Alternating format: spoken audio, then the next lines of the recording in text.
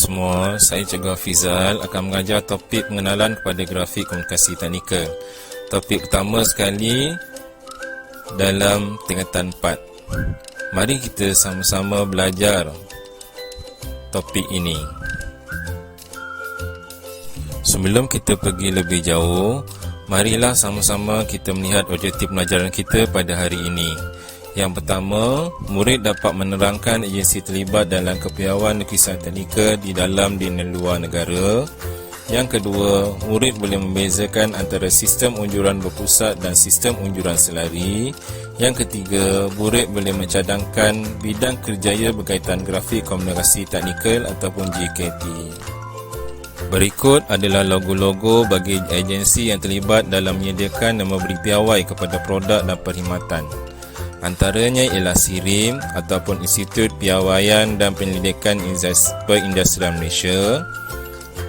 Yang kedua, Institut Piawaian Kebangsaan Amerika ataupun ANC, Jabatan Standard Malaysia ataupun JSM, Kepiawaian British ataupun BS, Kepiawaian Australia ataupun AS, Institut Kepiawaian Jerman ataupun DIN, dan akhir sekali ialah Kepiawaian Kanada ataupun CSA Group.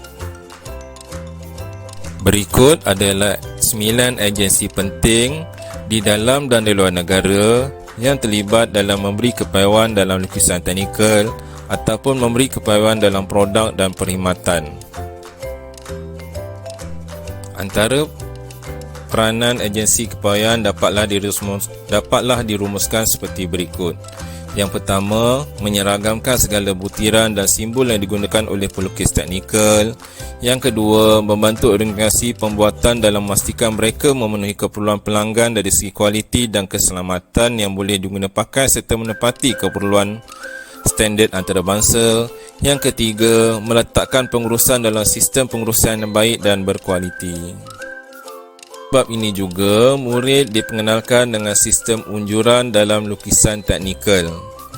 Sebelum kita melihat lebih jauh akan jenis-jenis lukisan dalam sistem unjuran lukisan teknikal, marilah kita melihat definisi unjuran terlebih dahulu. Unjuran bermaksud lakaran bentuk suatu objek yang dapat dilihat dari arah tertentu, atau sesuatu yang menganjur keluar dari sesuatu permukaan. Sistem unjuran terbagi kepada dua, iaitu unjuran berpusat dan unjuran selari.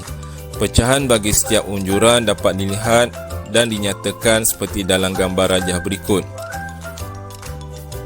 Dalam unjuran berpusat terdapat perspektif linear dan perspektif udara, manakala dalam unjuran selari terdapat unjuran oblik dan unjuran ortografik. Berikut ialah contoh unjuran berpusat dan contoh unjuran selari. Dalam unjuran berpusat, lukisan adalah berpaksi kepada beberapa titik lenyap, manakala dalam unjuran selari, lukisan melihatkan 3 buah bentuk pandangan, iaitu pandangan hadapan, pandangan atas dan pandangan sisi. Definisi unjuran berpusat. Unjuran berpusat memberi maksud kaedah lukisan tersebut dihasilkan. Unjuran berpusat memberi sudut gambaran dalam bentuk 3 dimensi dan mengarahkan permukaan lukisan dalam satah unjuran dan garisan unjuran yang berpunca dari titik yang sama. Unjuran berpusat dikategorikan dalam kategori linear dan udara. Perspektif linear boleh dihasilkan melalui sudut 1 titik lenyap, 2 titik lenyap dan 3 titik lenyap. Perspektif udara pula adalah kesan visual cahaya ketika melewati atmosfera. Perspektif udara digunakan untuk memberi gambaran dan kedalaman dalam dunia realiti, sama ada berdasarkan kepada tempat sebenar atau dari kotak pemikiran imajinasi. Unjuran selari pula ialah unjuran yang pada umumnya memberi gambaran sesebuah bentuk dalam 3 bentuk permukaan, iaitu pandangan atas, pandangan hadapan dan pandangan sisi. Unjuran selari memberi gambaran ukuran dari segi lebar atau panjang dan tinggi sesebuah objek. Lukisan ini dilukis dengan anggapan semua arah pandangan dalam garisan lurus. dan selari dengan dua paksi utama iaitu paksi X dan paksi Y. Ketiga-tiga sudut pandangan perlu selari dalam keadaan sebaris atau mengufuk yang melengkapi maklumat antara satu sama lain. Sata-sata utama bagi setiap sudut akan bertemu satu sama lain dalam keadaan sudut tepat. Contoh lukisan unjuran selari ialah lukisan oblik dan ortografi. Terdapat 4 kerjaya pilihan yang berkaitan dengan grafik komunikasi teknikal, iaitu arkitek, jurutera, pereka bentuk dan pelukis plan. Arkitek adalah individu yang bertanggungjawab merangka idea pembinaan bangunan, memahami dan mengesahkan lukisan teknikal. Jurutera pula ialah individu yang menyediakan idea dan konsep awal reka bentuk, memahami dan mengesahkan lukisan teknikal. Pereka bentuk ialah individu yang bertanggungjawab membuat reka bentuk model atau ciptaan sebenar berdasarkan lukisan teknikal terperinci.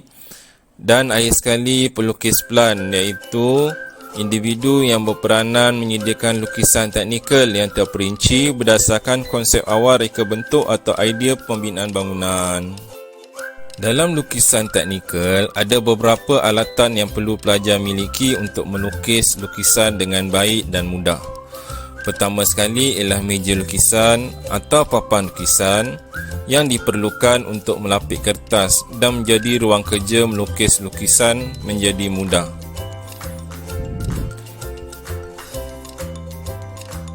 Alatan yang kedua ialah sesikuti yang digunakan untuk melukis garisan lurus, mendatar atau menegak.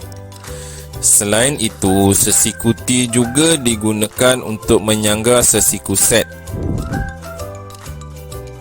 Peralatan lain yang diperlukan untuk lukisan teknikal ialah seperti plat pencontoh, pensel kayu pelbagai jenis grade, pensel mekanikal dan jangka lukis. Akhir sekali ialah alatan yang diperlukan untuk melukis garisan lengkung dengan kemas, iaitu lengkung Perancis dan lengkung fleksibel. Antara rumusan yang boleh saya simpulkan pada hari ini ialah murid dapat mengenali 9 agensi yang terlibat dalam memberi piawaian kepada syarikat pembuatan dan perkhidmatan.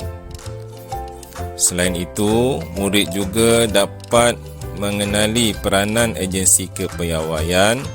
Murid didedahkan juga dengan jenis-jenis lukisan dalam lukisan teknikal. Murid juga dapat mengenali alatan-alatan yang digunakan di dalam lukisan teknikal. Moga murid-murid dapat belajar sesuatu pada hari ini berkenaan topik grafik komunikasi teknikal. Semoga berjumpa kembali di waktu yang lain. Sekian, terima kasih. Bye.